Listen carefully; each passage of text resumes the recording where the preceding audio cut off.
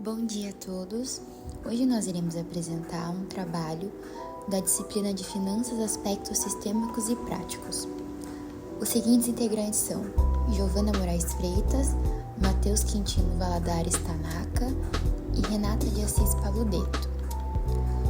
O nosso trabalho se trata sobre análise dos índices financeiros e econômicos da empresa Suzano S.A. no período de 2023 e 2022. Em resumo, esse trabalho acadêmico analisa os índices financeiros e econômicos da empresa Suzano S.A. nos anos de 2023 e 2022, com foco no balanço patrimonial e na demonstração de resultados. A metodologia inclui pesquisa bibliográfica, documental e exploratória, com coleta de dados a partir de documentos da B3. A pesquisa destaca a importância da análise financeira para a transparência e tomada de decisões por investidores e gestores, evidenciando como indicadores como rentabilidade, liquidez, endividamento e capital de giro afetam a saúde financeira da empresa. Algumas palavras-chave são análise de índice, análise financeiro, indicadores econômicos, balanço patrimonial, rentabilidade e liquidez. Segundo o Sebrae, a gestão financeira é fundamental para o sucesso de qualquer empresa, pois garante o controle dos recursos e favorece o crescimento do negócio. O gestor financeiro deve atuar de forma estratégica, identificando formas de reduzir custos, explorar novas oportunidades e otimizar a carga tributária. A tecnologia tem papel essencial nesse processo, permitindo o uso de sistemas que automatizam tarefas, integram informações e facilitam a análise de dados. Isso melhora a precisão das decisões e o acompanhamento dos resultados. Com uma gestão bem estruturada e planejada, a empresa ganha eficiência, maior controle e foco em resultados e lucros. Falando um pouco sobre o conceito de índices financeiros, são ferramentas essenciais para avaliar a saúde econômica da empresa. Ajuda a entender o desempenho, identificar tendências e tomar decisões com base em dados contábeis. Os principais grupos dos índices se dividem em 5 categorias. Liquidez, que é a capacidade de pagar dívidas de curto prazo. Estrutura de capital, que é o nível de endividamento. Rentabilidade, que é a geração de lucros. Eficiência operacional, que é o uso dos recursos do dia a dia. E valor de mercado, que é a percepção da empresa pelos investidores. A importância dos índices é que elas nos mostram se a empresa está financeiramente equilibrada, lucrativa e bem administrada. São úteis para prever crises, identificar riscos e apoiar a gestão e os investimentos.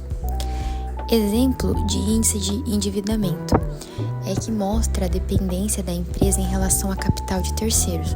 Quanto maior o índice, maior o risco financeiro. E com mais de 40 índices aplicáveis, cada um traz uma visão estratégica.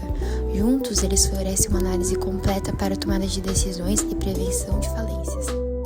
Em resumo, a história da Suzano começa em 1924, com o fundador Leon Pfeffer, um imigrante ucraniano que fundou a empresa.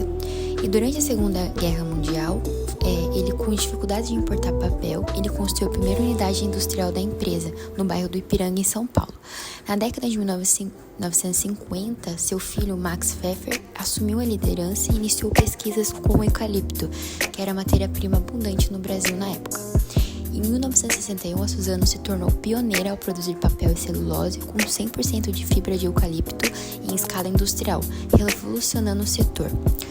A empresa seguiu crescendo nas décadas seguintes, com lançamentos como papel reporte, uso de biotecnologia nos plantios e inauguração de unidades modernas como a de Mucuri, na Bahia. Nos anos 2000, fortaleceu sua posição global. Em 2009, surgiu a Fibria. Em 2018, a fusão entre Suzano e Fibria cria a maior produtora mundial de celulose e eucalipto.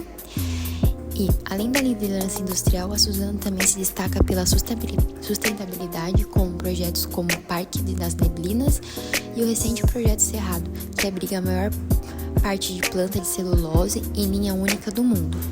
Hoje, a Suzano está presente em mais de 100 países e é reconhecida por sua inovação, responsabilidade socioambiental e contribuição para o desenvolvimento sustentável.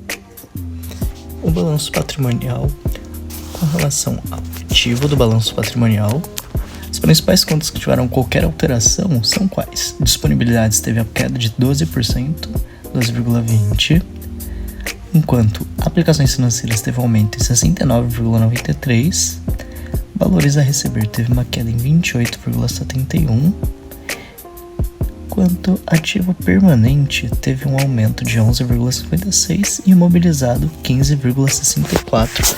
Agora, quanto às contas do passivo, as principais alterações foram: no total, passivo total e patrimônio líquido teve um aumento de 7,80%, fornecedores teve uma queda de 10,22%, obrigações sociais e trabalhistas teve um aumento de 13,70%, principalmente a conta de empréstimos e financiamentos teve um aumento de 42,67%. Outros passivos de curto prazo teve uma queda de 14,97%. Agora, quanto ao passivo não circulante, esses sim já tiveram algumas mudanças consideráveis. Quanto a tributos deferidos, teve um aumento de 917,62%. Havia uma quantidade muito inferior em 2022. Quanto à conta também de despesas gerais e administrativas, teve um aumento de 12,48%. Outras receitas operacionais teve um aumento de 96,15% e outras despesas operacionais tiveram um aumento de 160,91%. O resultado da equivalência patrimonial também teve uma queda em contraponto às crescentes de 106,81%, enquanto as quedas e diminuições para o passivo são boas, para o ativo são tanto quanto ruins. Enquanto no DRE tivemos uma queda na conta principal, que é resultado antes de juros e não operacional, ou seja, o LAGIR, 45,03%. O resultado antes do IR, ou seja, LAIR, tivemos uma queda também de 37,19%. E o resultado líquido das operações continuadas, 39,70% de diminuição também, ou seja, igual a conta de lucro líquido, dando e tendo os valores expressivamente iguais. Entre 2022 e 2023, os índices de liquidez da empresa apresentaram variações relevantes. A liquidez imediata caiu, indicando menor disponibilidade de caixa para cobrir dívidas de curtíssimo prazo, o que reduz a flexibilidade financeira. Em contrapartida, a liquidez corrente subiu, demonstrando boa capacidade de pagamento no curto prazo. A liquidez geral também teve alta, sinalizando maior solidez financeira a médio e longo prazo. No entanto, a liquidez seca caiu de forma acentuada, revelando forte dependência dos estoques para manter a liquidez. A empresa apresentou redução no endividamento pelo passivo total e no endividamento pelo patrimônio líquido, o que indica uma melhora na estrutura de capital, embora ainda exista alta dependência de dívidas. A composição do endividamento aumentou levemente, mostrando maior participação de dívidas de curto prazo, o que eleva a alavancagem financeira. A imobilização do patrimônio líquido caiu, sugerindo menor comprometimento do capital próprio em ativos permanentes. Houve uma queda no giro do ativo, indicando menor eficiência na utilização dos ativos para gerar receita. A margem operacional também recuou, sugerindo aumento nos custos ou redução na eficiência das operações. Por outro lado, a margem líquida subiu, apontando maior capacidade de transformar vendas em lucro líquido. Em 2023, as instituições de crédito financiaram menos ativos da empresa do que em 2022, indicando menor dependência de capital de terceiros e possível maior uso de recursos próprios ou caixa gerado internamente. Além disso, a ausência de outras contas financeiras demonstra baixa dependência bancária, o que é um aspecto positivo para a empresa Suzano S.A. O capital circulante líquido da empresa aumentou, melhorando sua capacidade de cobrir obrigações de curto prazo. A necessidade líquida de capital de giro caiu, indicando menor demanda por recursos para operações diárias. Já o financiamento do capital circulante líquido teve redução, sinalizando pequena melhora na estrutura de financiamento. Os principais indicadores de rentabilidade da empresa apresentaram queda. O ROA caiu, evidenciando menor eficiência no uso dos ativos para gerar lucro. O ROI recuou, indicando queda significativa na capacidade de gerar retorno ao acionista. O ROI apresentou menor eficiência nos investimentos. O grau de alavancagem financeira também caiu, o que é positivo, pois mostra menor dependência de capital de terceiros.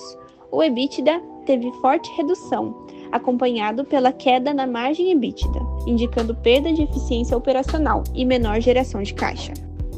Neste índice, é notável que a empresa é solvente, o que significa que ela consegue cumprir com suas despesas sem precisar usar os seus bens.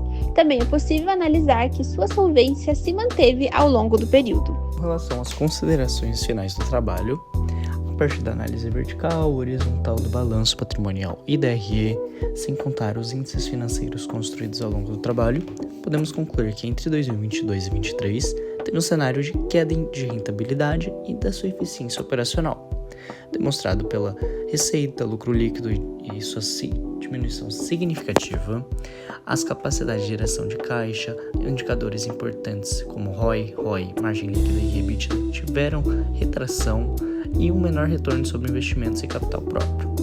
Assim sendo possível concluir que, mesmo com a queda dessa performance financeira, teve uma leve melhora em pontos de estrutura de capital, redução de endividamento e alavancagem financeira.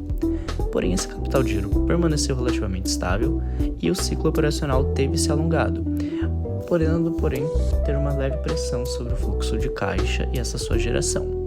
Em resumo, a empresa enfrentou um desempenho mais fraco em 2023, com necessidade de atenção à gestão de receita, eficiência de ativos e, claro, controle de despesas para melhorar seus resultados futuros. Esse foi nosso trabalho e seguem algumas referências bibliográficas de forma breve que tivemos de base para o trabalho.